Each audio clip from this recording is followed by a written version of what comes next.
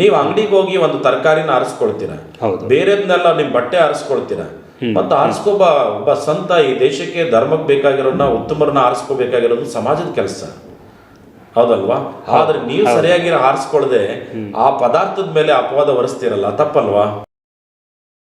ಎಲ್ಲ ಕ್ಷೇತ್ರಗಳು ಕೂಡ ಸ್ವಲ್ಪ ಗಬ್ಬೆದ್ದಿದೆ ಅಂತ ಹೇಳ್ಬೋದು.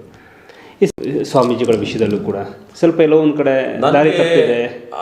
ಒಂದು ಇದು ಈಗಲಿಂದ ಅಲ್ಲ, ಈಗ ನಿಮ್ಮ ಮೀಡಿಯಾಗಳು ಮತ್ತೊಂದು ಹೆಚ್ಚಾಗಿರೋದ್ರಿಂದ ಅನಿಸ್ಬೋದು ಅಷ್ಟೇ. ನೀವು ಭತ್ತ ಬೆಳೆದ ಮೇಲೆ ಎಲ್ಲ ಗಟ್ಟಿ ಭತ್ತನೇ ಅದರಲ್ಲಿ ಇರ್ತದೆ ಅಂತ ನೀವು ಮಾಡ್ತೀರಾ? ಇಲ್ಲ, ಮಾಡೋಕ್ಕೆ ಸಾಧ್ಯ ಇದೆಯಾ? ಖಂಡಿತ ಇಲ್ಲ.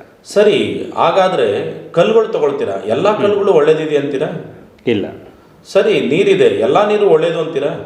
ಖಂಡಿತ ಇಲ್ಲ. ಇಲ್ಲ ಅಲ್ಲ? ಇಲ್ಲ. ಹಾಗೆ ಎಲ್ಲ ಪದವಿಗಳಲ್ಲೂ ಸಹ ಒಳ್ಳೆಯರು ಕೆಟ್ಟವರು ಇರ್ತಾರೆ. ಆದರೆ ಒಂದೇನಪ್ಪ ಅಂತಂದರೆ, ಒಬ್ಬ ಸನ್ಯಾಸಿ ಆಗಬೇಕು ಅಂತಂದರೆ ನನ್ನ ಪ್ರಕಾರ ಆಸ್ತಿಗಾಗಿ ಆಗಬಾರ್ದು, ಸಂಪತ್ತಿಗಾಗಿ ಆಗಬಾರ್ದು. ದೇಶಕ್ಕೆ ಮತ್ತು ಧರ್ಮಕ್ಕಾಗಿ ಯಾರು ಆಗ್ತಾರೋ ಅವರು ನಿಜವಾಗ್ಲೂ ಕೆಲಸ ಮಾಡೇ ಮಾಡ್ತಾರೆ ಅಂತ. ಯಾವುದೋ ಆಸ್ತಿ ಹೊಟ್ಟೋಗ್ತದೆ ನನ್ನ ಮಠದ್ದು ಅಂತೇಳಿ ಯಾರೋ ಏನು ಗೊತ್ತಿಲ್ಲದೆ ಇದ್ದವರು ಗುಂಡೆ ಬೋಳಿಸಿ ಬಹುಶಃ ಸ್ವಾಮಿಗಳಾಗಿ ಅಂತ ಅಂದರೆ ಅವ್ರಿಗೇನು ಗೊತ್ತಿರಲ್ಲ, ಅವ್ರವ್ರ ಕಡೆನೇ. ಮತ್ತು ಅದನ್ನು ಅವ್ರ ಅಪರಾಧಿ ಎಂಗಳು ಅಂತ ನೀವೆಂಗೆ ಹೇಳ್ತೀರಾ? ಆರಿಸ್ಕೋಬೇಕಾಗಿರೋರು ಸಮಾಜ, ಹೌದಲ್ಲ?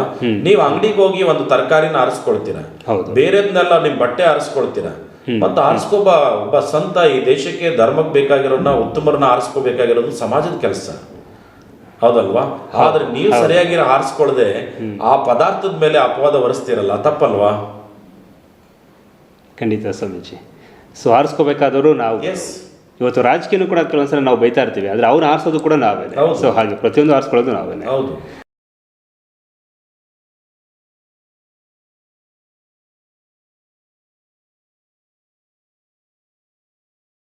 ಇದು ರೈಟ್ ನ್ಯೂಸ್.